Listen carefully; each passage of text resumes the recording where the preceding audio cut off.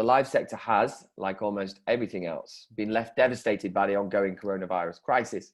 Venues are closing, people are out of work, businesses are going under.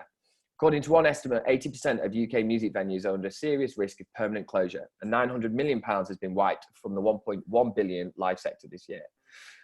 While the Association of Independent Festivals says that 92% of its members face permanent collapse. But we are now beginning to emerge from the other side. Late last month, Culture Secretary Oliver Dowden revealed the government's 5-stage roadmap for the return of live shows. Following that, the government unveiled a £1.57 billion rescue package for the nation's stricken music, arts and culture venues. Soon after that, the government announced that open-air performances with limited and social distance audiences could resume from the 11th of July. And then, just last week, Boris Johnson said that indoor gigs with socially distanced audiences can return from next month, subject to the success of pilots. So in the last few weeks alone, there's been a lot of changes and a lot of guidelines to take in. And yes, if you're feeling a bit daunted by the whole thing, please do not worry. You're certainly not the only one. So to help us digest all of this and make some sense of where we're at, I'm pleased to say that along with over 100 of you out there watching this, we're joined virtually by a cracking panel of guests. Michael Kill is the CEO of the Nighttime Industries Association, the trade association promoting our nighttime industries, obviously, and the man behind the Let Us Dance campaign, which launched today. So Michael, quickly, in less than a minute, can you tell us how that's gone and what it's all about? It's been fantastic. I mean, we're trending at #2 on Twitter, which has been amazing. Support has been fantastic. I mean, the big question is we need this assurance from Oliver Dowden, DCMS, that arts and culture will include dance music festivals, clubs, events, etc., and make sure that we have an equal opportunity to gain some of that funding. And if not, we need some ring fence funding to make sure that everyone within that sector is supported or in a sustainable environment so that they can actually push on and re-engage when it's right and it's safe. I've seen stories in Evening Standard, NME, and lots of national press, Michael, so well done. I'm sure there's plenty more to come. We've also got John Rostron, the Executive Chair of the Association of Independent Promoters, who are currently supporting live music and club promoters through the crisis. Hello, John. Hi, thanks for inviting me in. Our pleasure. We also have Alice Woods, DJ, promoter and co-founder of Meat Free, founder of Under One Roof and Shake Your Soul, and creative strategist, experiential advertising agency Momentum. So you sound very busy, Alice. Hello. I am very busy all the time. And we've got Tumi Williams, a member of the Cardiff Music Board and a senior booking agent at Bombarda Agency, which is a Liverpool-based agency overseeing a range of artists. Hello, Tumi. Hello. Thanks for having me.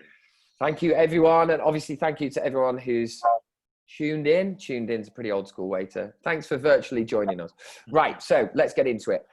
Time to take stock of where we're at. Michael, let's come to you first. According to the government's roadmap, from next month, we'll be entering stage 4, with the final stage 5 allowing fuller audiences into indoor venues. So how useful do you think that the roadmap has been so far, and how useful has the general government guidelines been up to this point?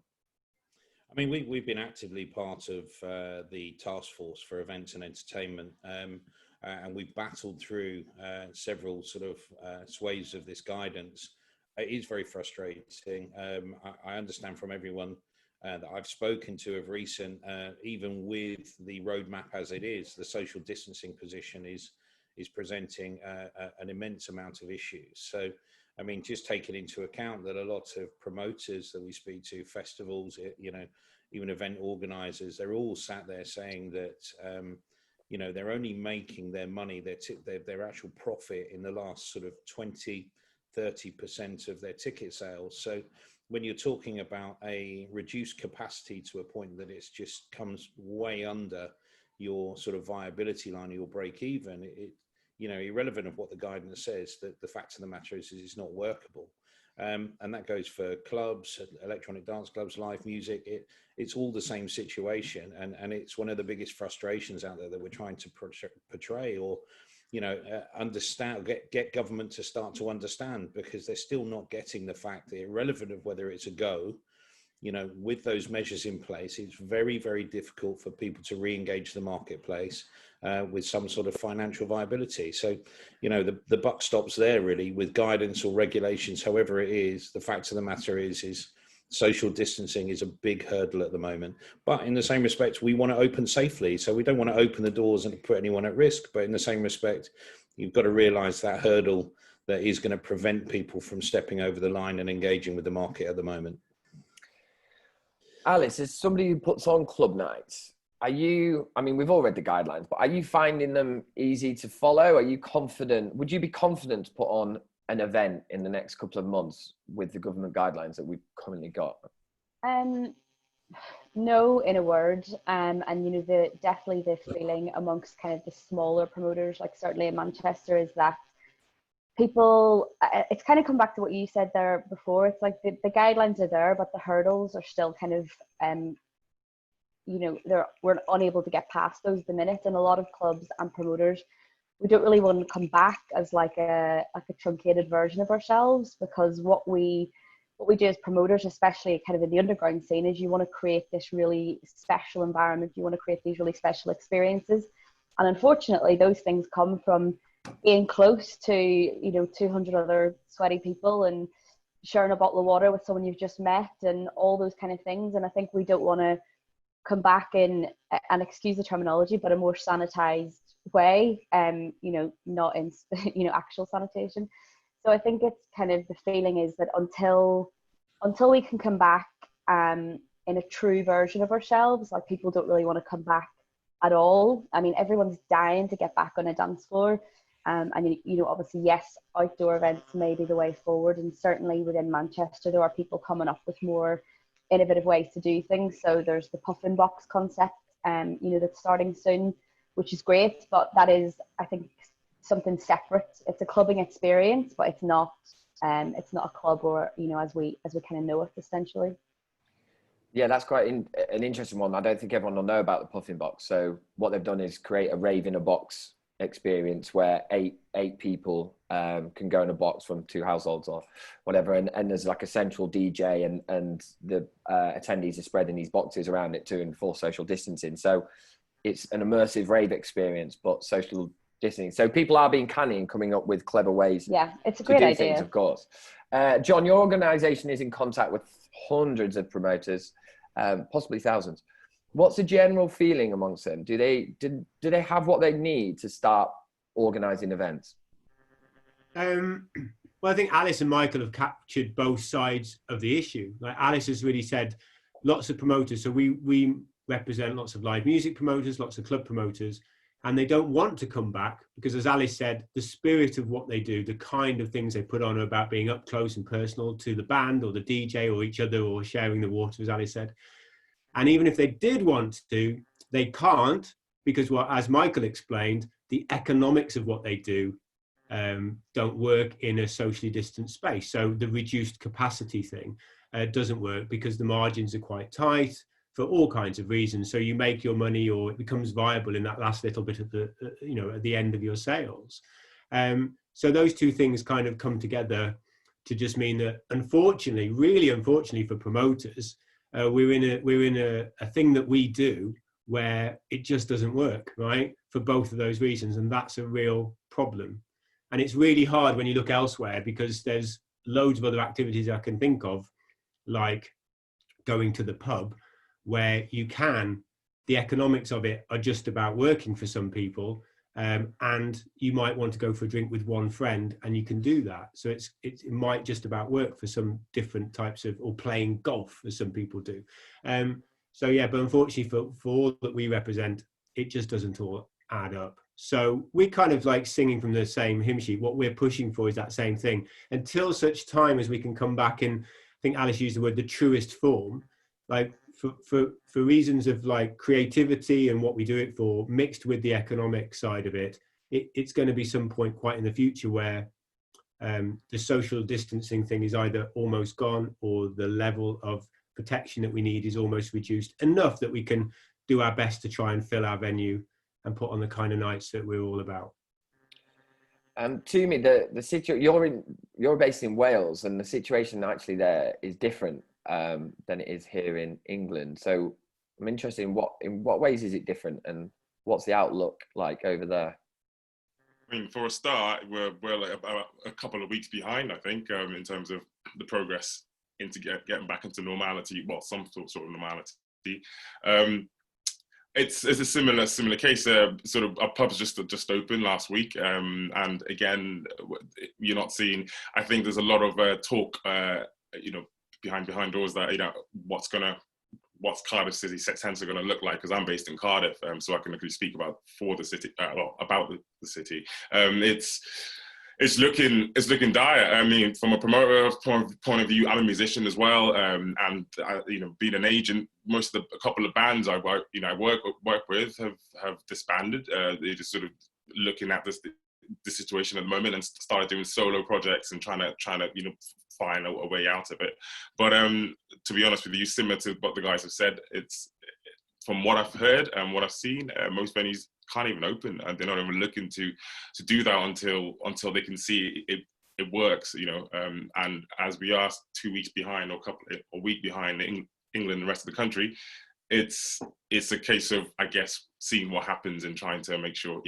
I think that we're expecting another announcement from the minister, I think, in another week. So Okay, so the government has approved outdoor gatherings. I think it's from July the 11th, 2 days before they approved that they said they could go ahead, which is useful. But festivals are still falling by the wayside. Michael, why do you think that is? Are councils too afraid to let them happen in the case of spikes, as we've seen in Leicester, for example? Oh, Michael, you're muted. Sorry about that. I was Right. I think the challenge is, just talking about the regulatory perspective, we work very closely with a group of barristers that sort of examine the legal or the regulatory side. I think they are very risk averse. I think everyone is very tentative about allowing any type of mass gathering to happen. We're seeing the response from pubs, bars and restaurants being quite stringent in terms of policing and local authority. The first weekend was fine. Second weekend, they came back and they were very quite oppressive with the way that they approach things. There is always this concern where there is ambiguity in the difference between guidance and regulatory position, which we've fought we've been quite hard to sort of get the likes of central government to confirm some clarity against the sort of guidance and make sure that the local authorities and the police are aware of it. One of the examples that we had recently was just as the pubs and bars were about to launch, the Bristol Council decided that they weren't going to allow any more than 30 people in any of the venues because they misinterpreted the guidelines. And it took a letter from Caroline Dinenage to the MP to actually get them to reverse that decision and allow people to open with more, more bigger capacity. But I think everyone in that right, there was about 65% of pubs and restaurants opened. And I think similarly, as this comes up, there's going to be a lot of people that are going to test the water, but everyone's very tentative, including the regulators and the local authority. We're working with them to ensure that they approach this in a pragmatic way. But as you know, this is about personalities on the ground. So I think everyone is slightly tentative as we go through these phases of releasing lockdown. Everyone is concerned on what focus the regulator is going to have, particularly with these additional powers of asking for closures, etc. So everyone's just a little bit tentative about how things are going to be approached, and it is about relationships more than anything. But I've recently heard that some of the bigger festivals are going to try and push into December because obviously the intimation is that social distancing with the results that are required, ONS, etc., or SAGE, is going to allow for social distancing to either be reduced or withdrawn. So I think a lot of the festivals are going to take advantage of that sort of the latter part of the year. So that's something that possibly might be something to be mindful of moving forward. An outdoor festival in December, though, is that realistic? Well, it's funny you should mention it. I mean, I'm not really sure how it's going to work, or whether they're going to do them in big tents, or how it's going to happen. I mean, I haven't got the detail, but I know that's something that was a discussion to some of the bigger sort of festival organisers. So, and I know I was on an international call the other day with people like Decked Out, CAA, and they were all talking about people doing small regional events, sort of November, December period, which they're obviously aiming at trying to get to a point where there is no social distancing, because that's where they feel that, is a viable position. That's quite right. You'll be able to get back to some sort of normal if that's the way that it works. But, I've spoken to hundreds of people that have had to withdraw festivals and events, month on month, readdressing and looking at whether it's going to work, whether it's going to fit within the timeline. So it's very stressful. And I think everyone, just taking that as a sort of position, if some of the big players are looking to come in at sort of November, December, purely for the fact that they're talking November, the withdrawal of social distancing, then it's something to consider for everybody, because I think that could be a viable time to look at something regional, even to address that moving into the new year. But it's like you say, it's a guessing game at the moment. I think quite a practical question is if you've got a festival in September or October, and the government has said outdoor events can happen with limited or socially distanced audiences. Firstly, how do you begin to decide which 30, 40, 50% of your 100% audience can come? Any ideas? Well, it's an interesting, I mean, it's a very difficult one, isn't it? It's first come, first serve, but yeah. Is there a feeling that somebody needs to take the plunge? Everybody's waiting for somebody to do something. The first festival or the first indoor arena concert, and then everybody else will go, okay, this can be done. Let's go ahead. It almost feels like everybody's waiting for something to happen. No, because it's unclear what the consequences of doing that might be straight away. As a promoter, I would almost wait for things to be in a clear path as to how to make it work, because you wouldn't want to take that risk.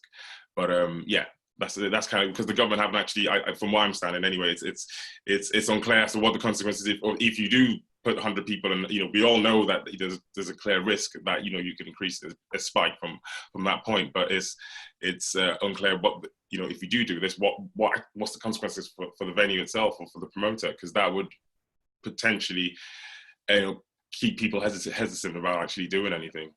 John, you said no there. Go on. So promoters can only work within the public health guidelines, and everything that the guidelines allows at the moment, people are trying to do, right? So you mentioned a rave for 8 people in a box or whatever, like that fits within the guidelines. So somebody's giving that a go, right? And some people might like that or not. Some people attempted some drive-in shows with mixed success because the guidelines would allow them.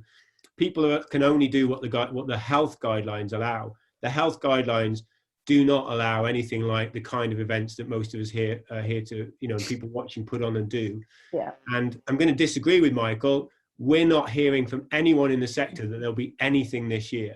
The big players, the biggest move that we saw was Live Nation looking to do drive-in shows. And the big lie that came out was it was local authorities that blocked them. And it wasn't, everything that we've heard, it was just poor ticket sales because audiences, and that should have been a better answer from them. Audiences just didn't happen to want that at that time. That's not well done to them for trying to do it, right? But people just didn't want that. And we're hearing that, I think, maybe, Michael, in the hospitality sector, people will respond with what they feel comfortable to do. So promoters, all the promoters, they're beginning to think that maybe spring next year, they might be able to start doing some stuff, because they're thinking, when will the guidelines maybe be in that position? There's a lot of worry about second spikes in November. There's a lot of worries about regional lockdowns in the autumn. And then most of the promoters that we're talking to, they book talent. They book artists, DJs, live people, and live acts. And those acts, all those people aren't going to be backing around and maybe even available to book fully, perhaps until the spring. So, if the health guidelines suddenly change and some options become available, I'm sure there will be some parties in every place that there can be a party. Absolutely. I think it's just the feeling as well, though, that I think we got to a point this year, certainly when it comes to like DIY promoters, it's different if it's your entire livelihood, but in terms of DIY, I think we got to a point and everyone just kind of thought, it's just not going to happen. Like, everyone got their hopes up too many times that they just said, let's just wait. And, as we said at the start, let's just wait and do it properly. And they're going to wait, obviously, for the bigger boys to do it first and see does it work, because the smaller ones can't afford to take a risk. But I do think it was just that attitude as well. There's what, we can talk about following the public health guidelines, we can talk about the science, but I do think as well people just got to a point where they kind of just gave up a little bit. And they just thought, we'll just come back when we can do it right and when we feel right again. So there is that thing as well about kind of sentiment as well as kind of science. I think the interesting part, I mean, and just to sort of redress, it was a conversation in a Charterhouse Rules sort of, so I'd love to be able to tell you who it is, but yeah, they were definitely intimating December on some of the bigger sort of shows. But the interesting part, and this is just a narrative change from the government, and definitely something that I've had bigger discussions about. In terms of PHE, and obviously public health is an important part of this, but it's gone from prevention and not allowing things to happen to management of risk. That's the big narrative change, and it's very slight, but very clear. And I'm working with a group of legal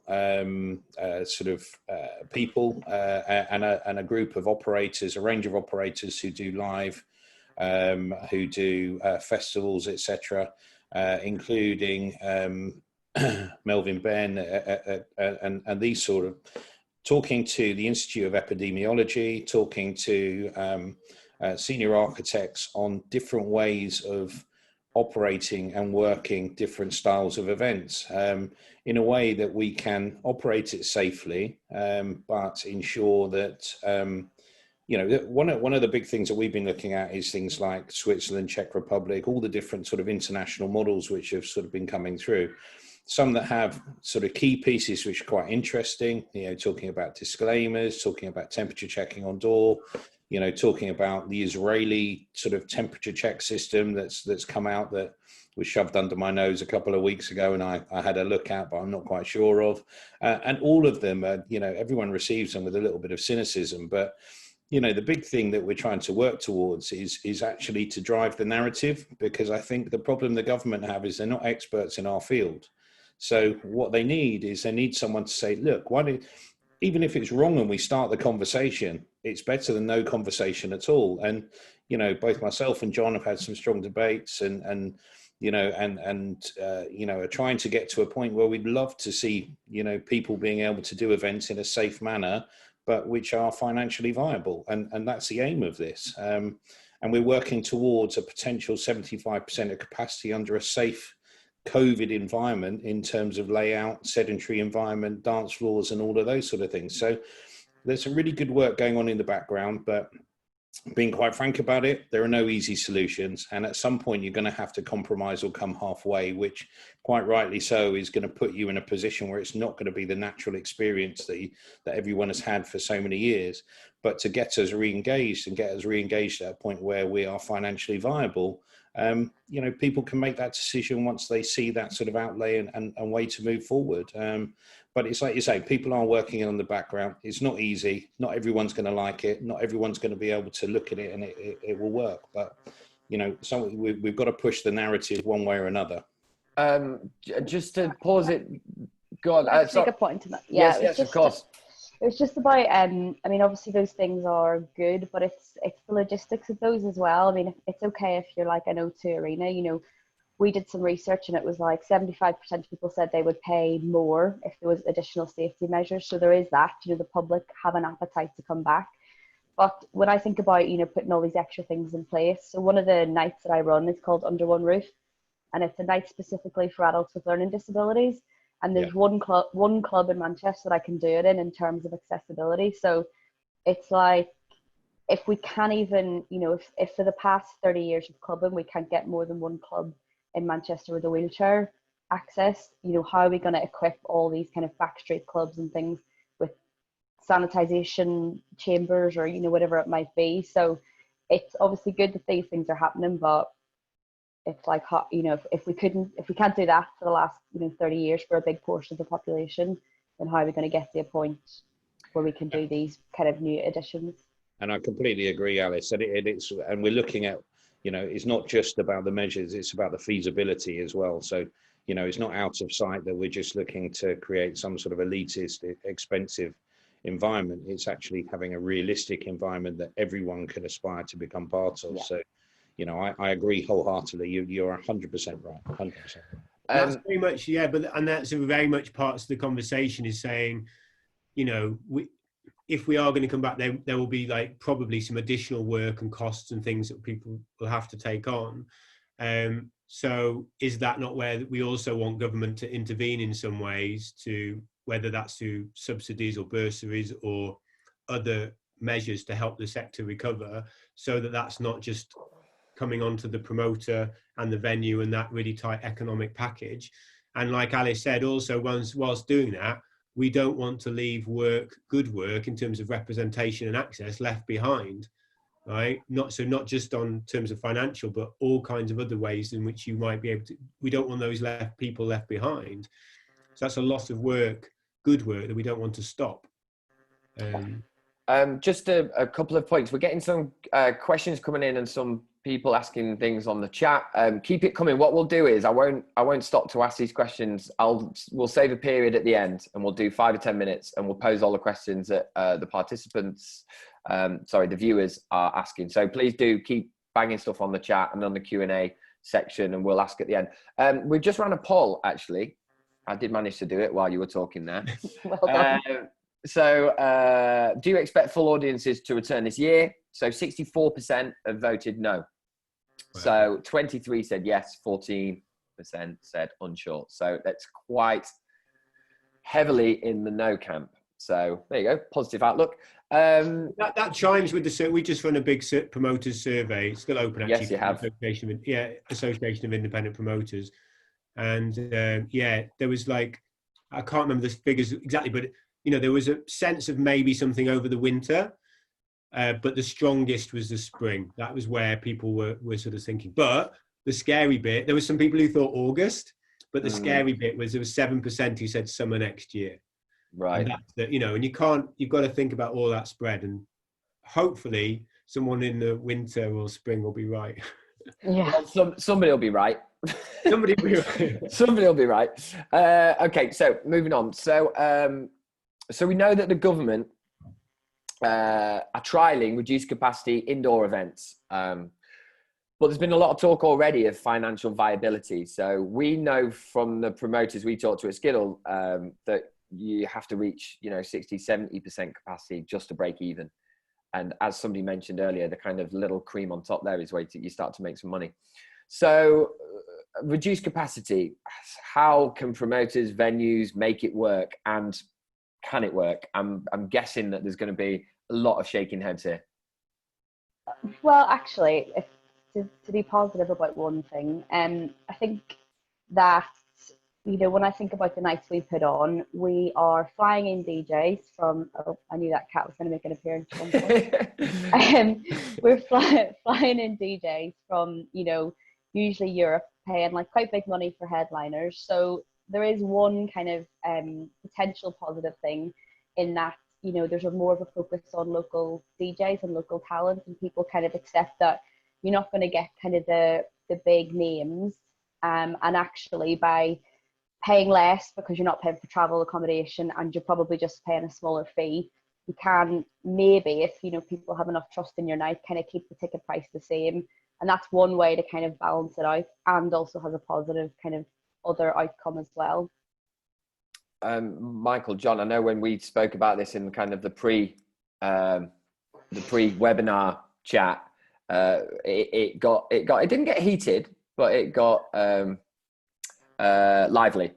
So socially distanced, indoor socially distanced events, are they financially viable?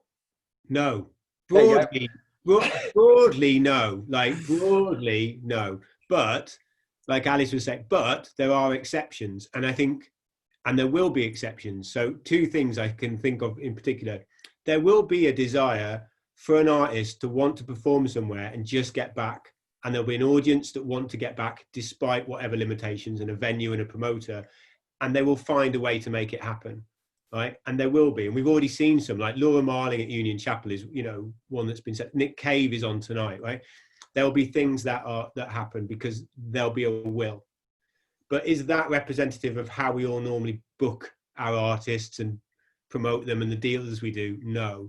So the only way that we will see some is if all those different parts of the chain, the venue, the promoter, the agent, the artist, and so on, change their way of working to try and make things happen, or want to make things happen.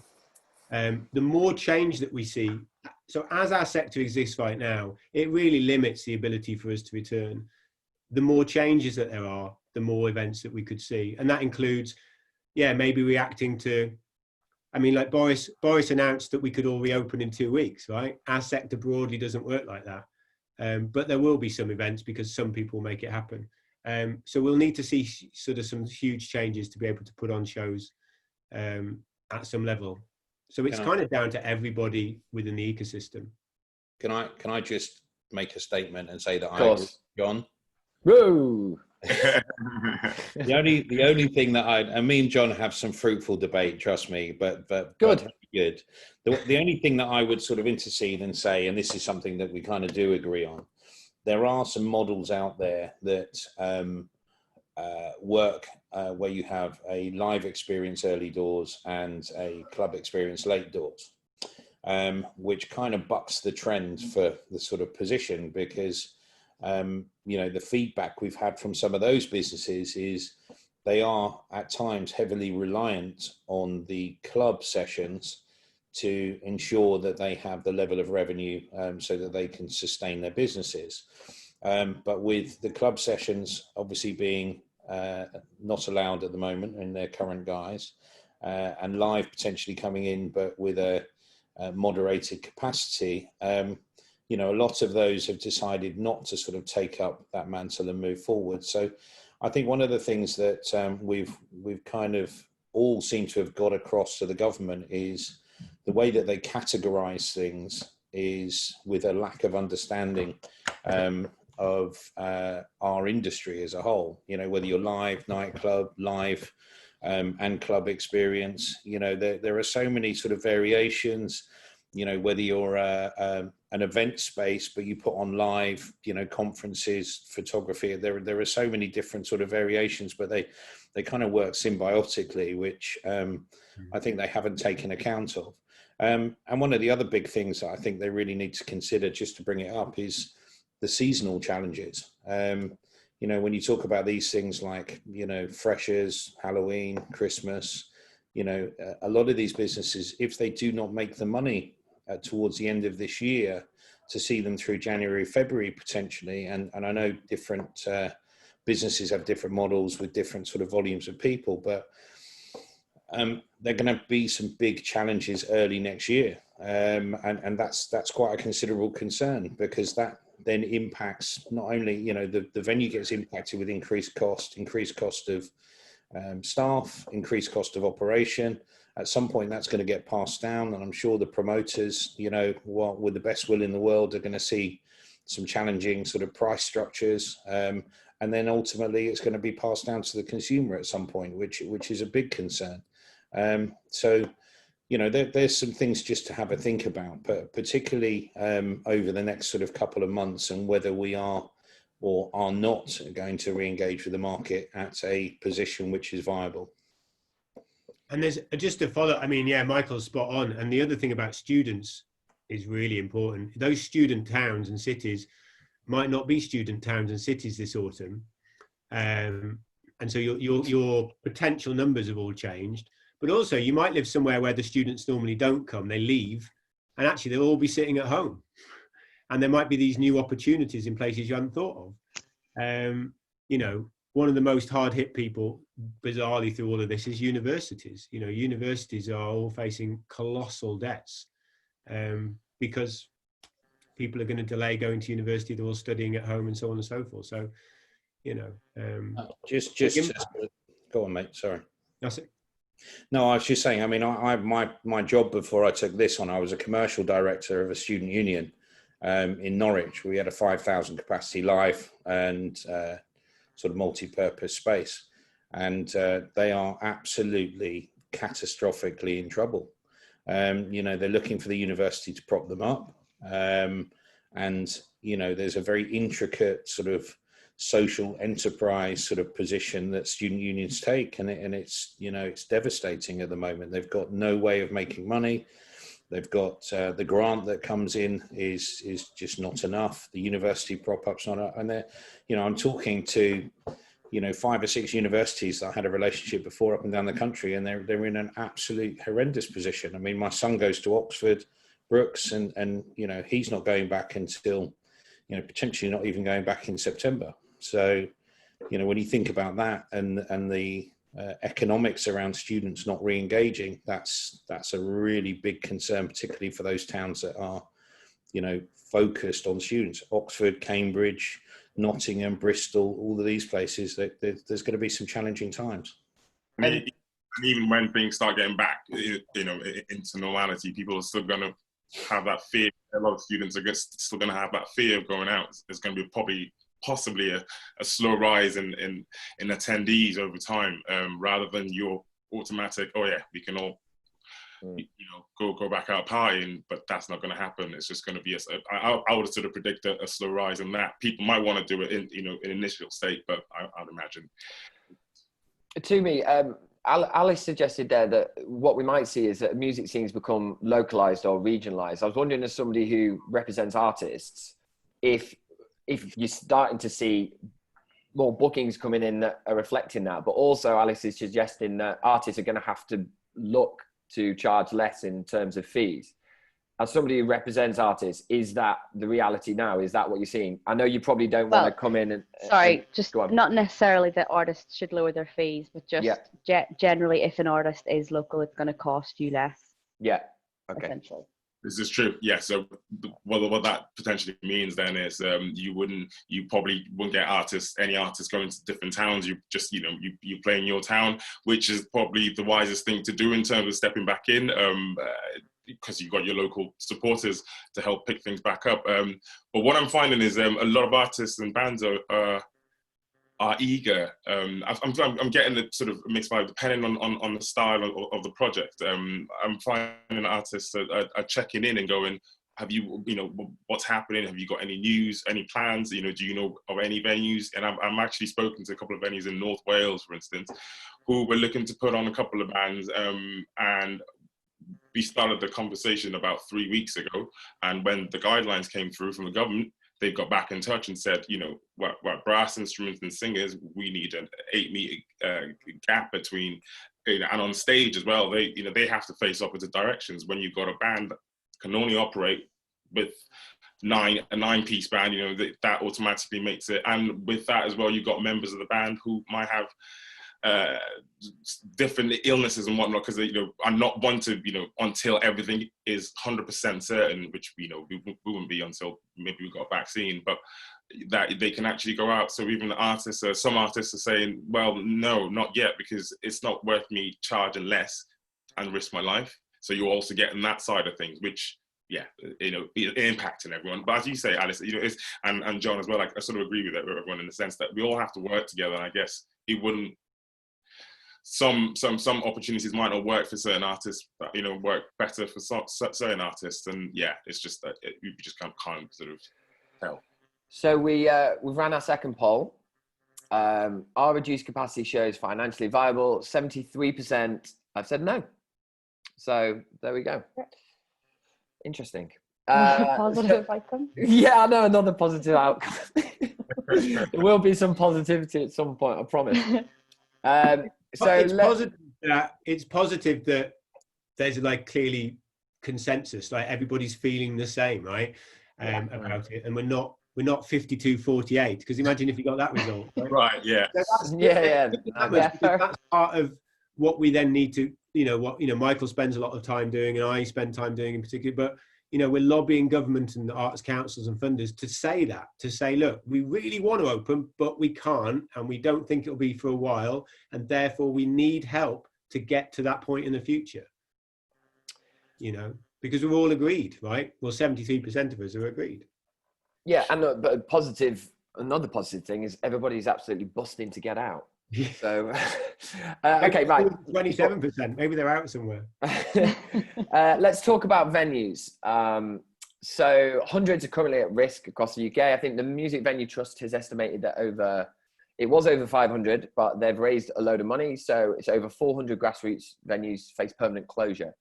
So what are the knock-on effects culturally of mass closures of grassroots music venues?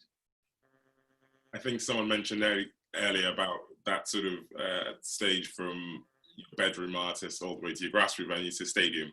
I think once you cut out the grassroots venue side of things, it almost makes it impossible for, as an artist myself, I without grassroots venues, there's no way I'll get to where I am at the moment. So it's almost impossible to see how you can jump from your bedroom unless you've got some kind of financial backing, which, you don't. Pretty much every promoter, you know, you start in your local grassroots venue or pretty close to that in some kind of DIY space, and you move into some of those GMVs.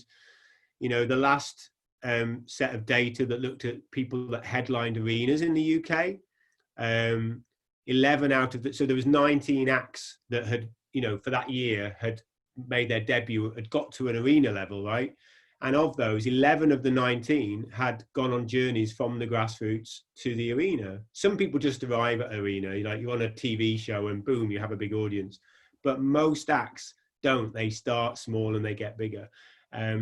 So, you know, none of those acts would have ever made it to an arena level. And some of those acts in that thing were things like, you know, people like Adele and Catfish and the Bottommen and Fatboy Slim, who, you know, huge acts. So you lose all of that, as well as, you know, the cultural impact that we can all imagine, you know, the vibrancy. You know, I used to live in Cardiff where Tumi is, and, you know, some of the grassroots venues there, like the Goody Who, which is now gone, and Clubby Fullback, you know, you'd go, yeah, which is where we used to meet and knock about. But you'd go in one night I was a big, you know, rock and indie fan, and I'd go in for a band, but I'd go to a drum and bass night or a hip hop night, and you're not one person, are you?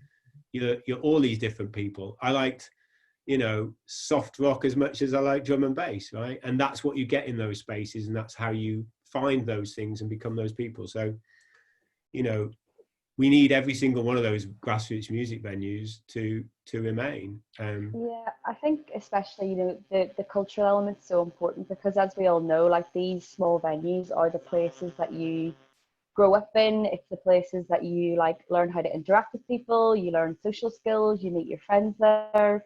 And, you know, we've just gone through probably the biggest mental health crisis in in all of our generations, you know, when you need to be around people kind of the most, and it's the thing that's getting taken away. But I think as well, you know, I think specifically about Manchester, a lot of kind of grassroots venues, it's not just a venue, they're connected to so many other things. So it may be that they're part of, they're in, you know, there's one I'm thinking of, and they're connected to a number of creative studios.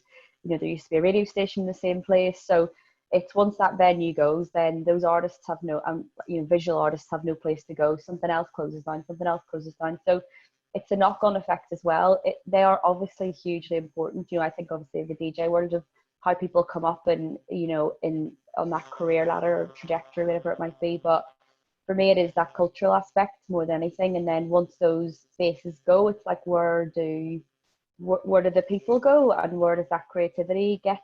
You know, where's the outlet to that creativity? And then it's just that break in the chain of all these other things that are so kind of important to society, really, and that do get overlooked. I mean, is enough being done to save them? What needs to happen? I know there's been a lot of talk about kind of rent, pauses on rent, and what needs to be done now? If it could do one thing that would help those 400 music venues right now, if the government could do one thing, what would that be? Put Mark David and Music Venues Trust in the cabinet. Well, that might be a little bit difficult. Just listen to them.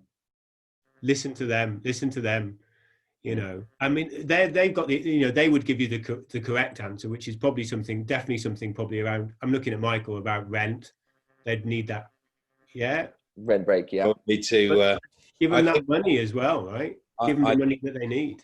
Yeah. Look, I think the challenge that you have at the moment with grassroots music venues, you know, whether it be sort of live, electronic, whatever it is, the time that you've been closed, obviously you've incurred a massive amount of debt. The biggest challenge that you've got at the moment is landlords. 50% of the venues out there have had landlords who will not give them any discount. It's just building debt. So the challenge that you have is there needs to be a sector-specific support package based around not debt, but grant systems. And there also needs to be a sector-specific extension of furlough and SEIS, right? That's as simple as it gets. The code of conduct that was put together for the landlords realistically was about the government kicking the can down the road. So what they've actually done is put a code of conduct together for landlords to work nicely or better with tenants instead of actually intervening and creating a solution legislatively to ensure that you know, they get out the other side.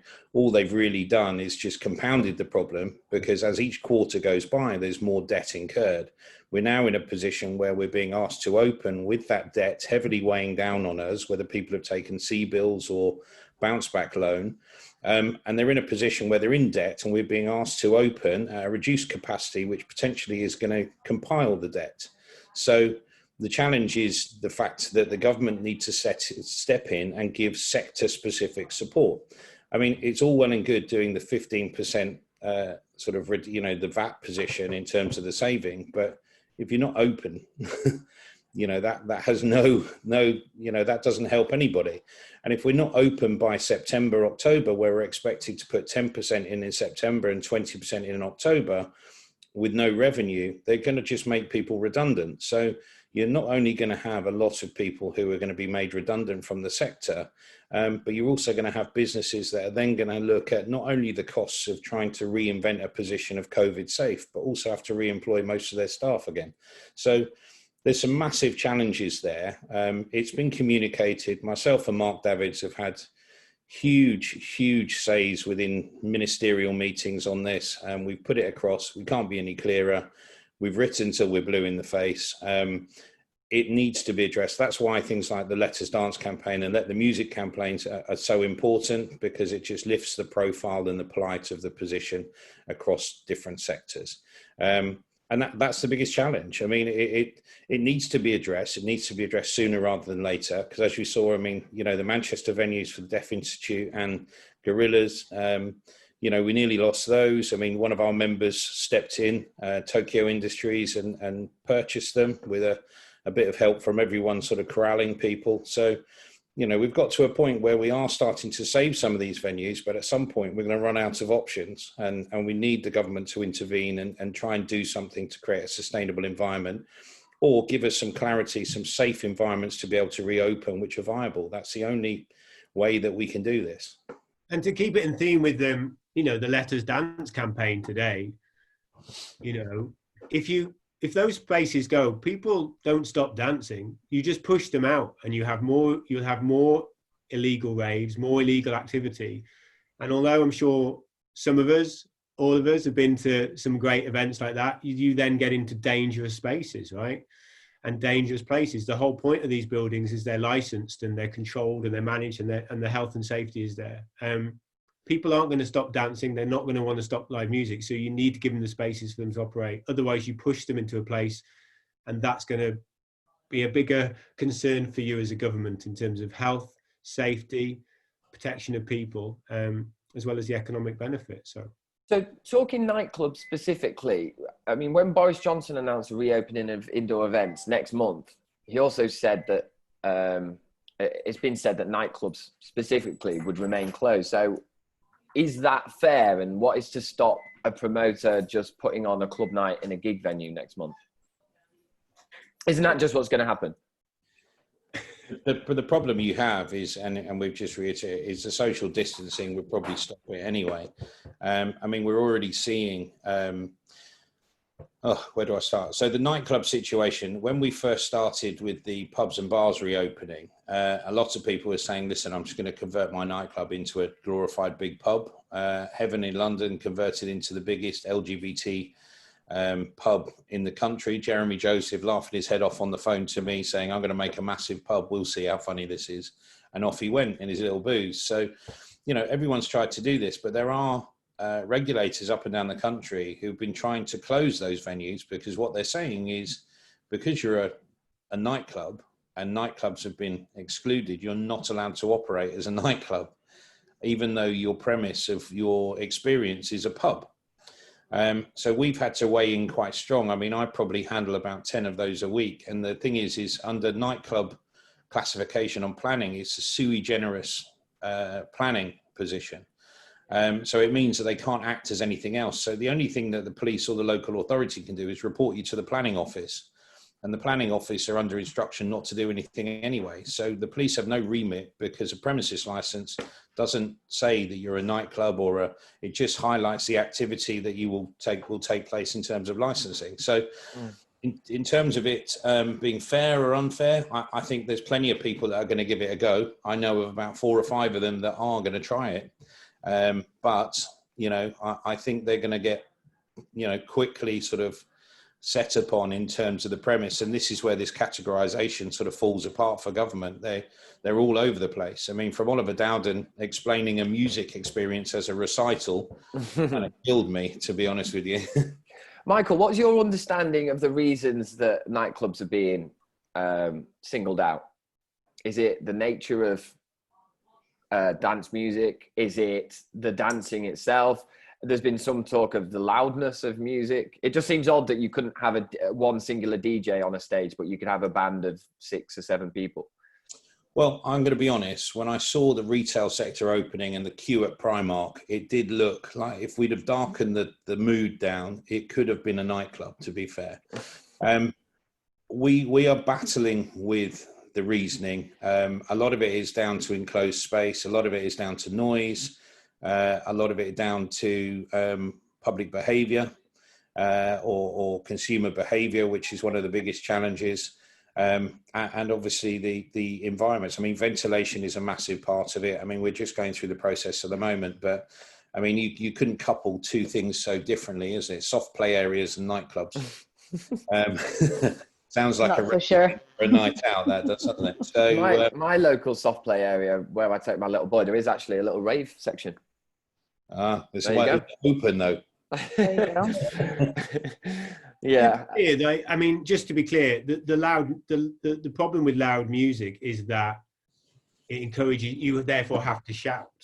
You know, which means you start to break the distance with someone, and you amplify your voice, and therefore there's more spit and saliva and stuff going everywhere. So I mean, that's the problem. That's the issue that they're trying to. That's why singing is seen as such a dangerous activity. So and wind instruments. So we can just turn it down then. So that's what they're trying to do. So we can turn it down.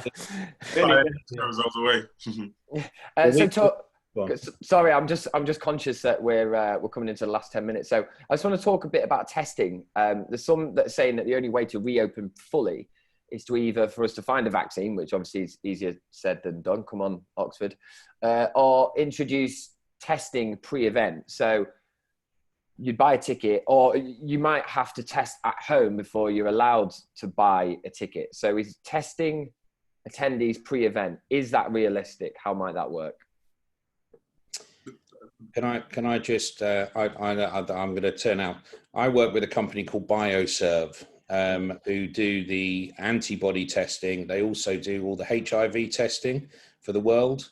And what they've said is the testing, actual immediate testing, is just useless. It has about 24, 48 hours in terms of whether you've got it. You can still be a carrier. The antibody testing works with about 14 days, sort of before and after.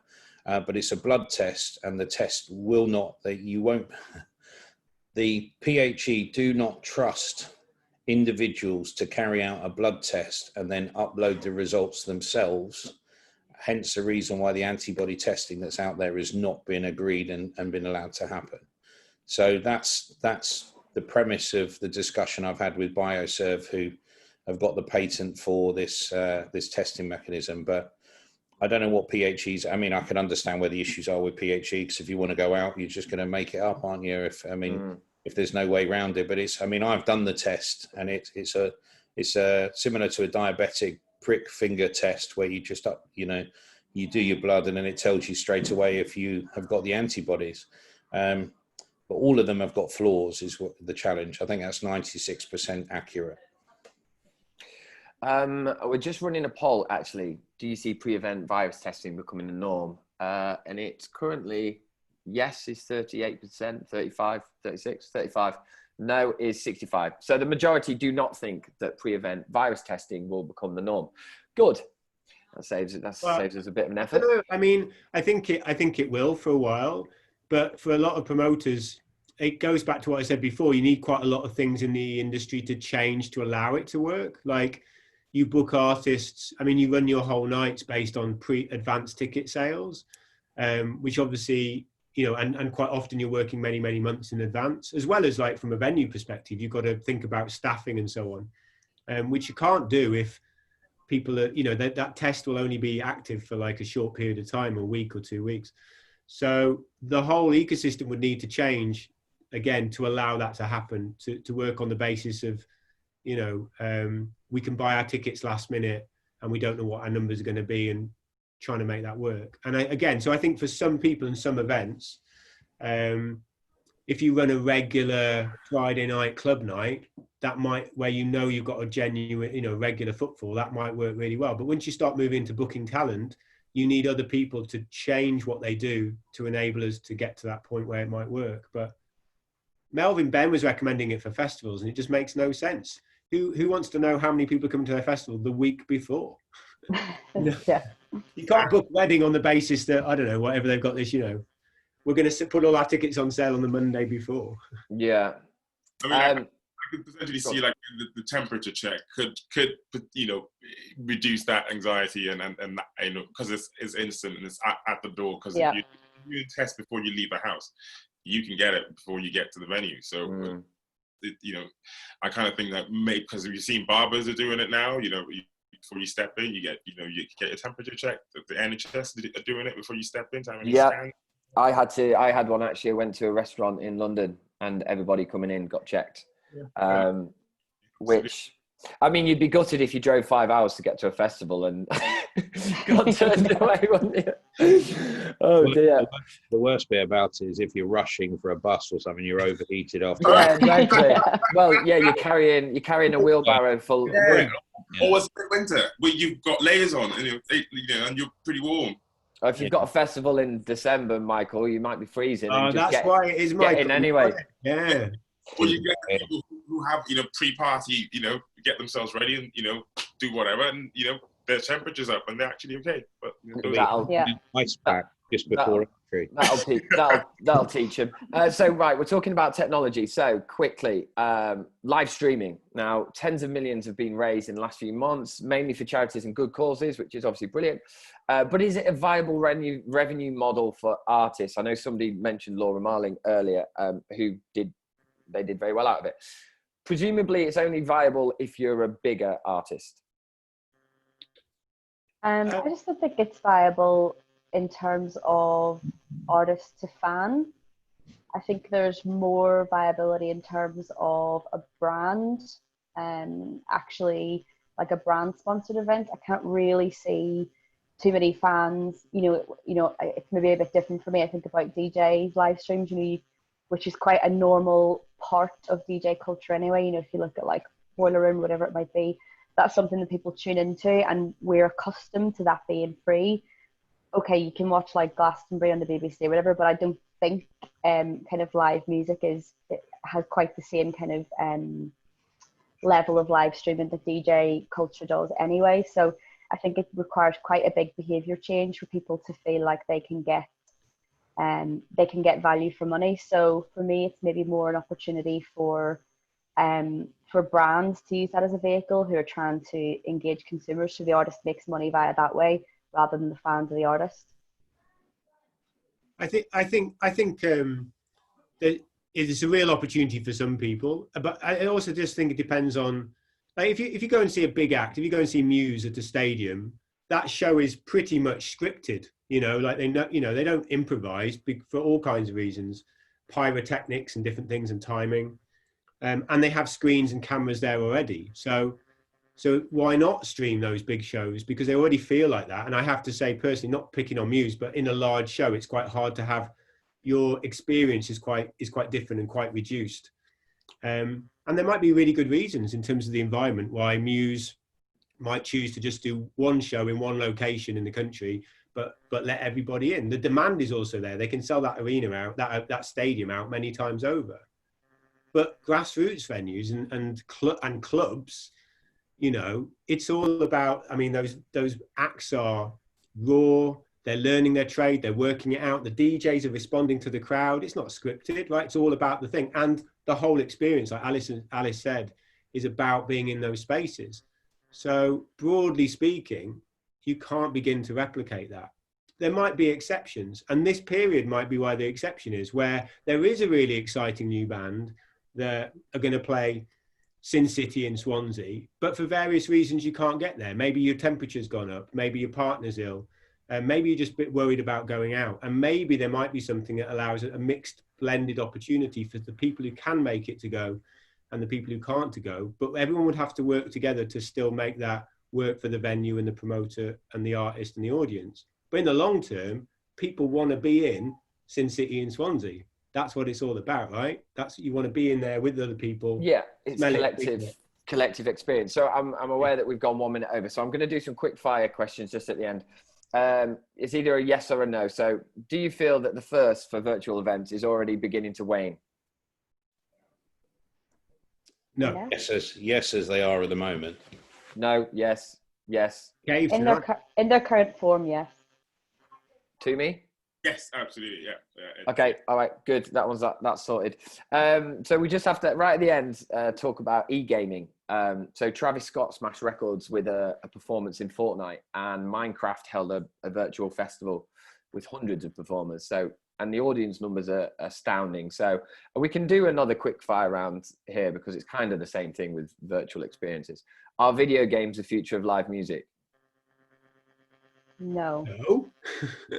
Live music is the future of live music. I'll throw something out here. I've had 4 presentations in the last 4 weeks on a gaming / music platform. So there is definitely people who think it is worthwhile having a look at. The practicality of it, I'm not sure whether it's going to take, but there's been some interesting, there's been a couple of really good ones, but you know, whether it's going to take hold, that's another question. I think yeah, go on. It's probably, and it's the next iteration of gaming. So like music is starting to make its way into that world, but it's not the other way around. It's not going to be a replacement for live music. So gaming's moving into something else, but live music is not moving into gaming. Maybe there'll be the option to throw a virtual pint of pee at people.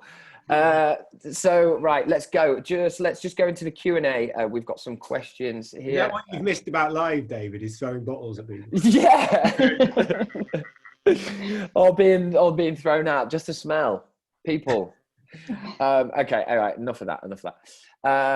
Right, we've got some could I ask, so from Anonymous, could I ask if the research Alice spoke about is available, and what else is covered? So the research you spoke about, Alice. Yes, it is available, and I can give you a link to send out to participants after this. Yes, please, if you could. Okay. Yeah, it basically just covers it. It asks a lot of like live music fans how they're feeling during the pandemic, what they think is going to happen next, etc. So covering like quite a wide range. Another Anonymous, if pubs and non-music venues can put on live music, will it signal the end of music venues if they can't open at full capacity? Interesting one, that actually.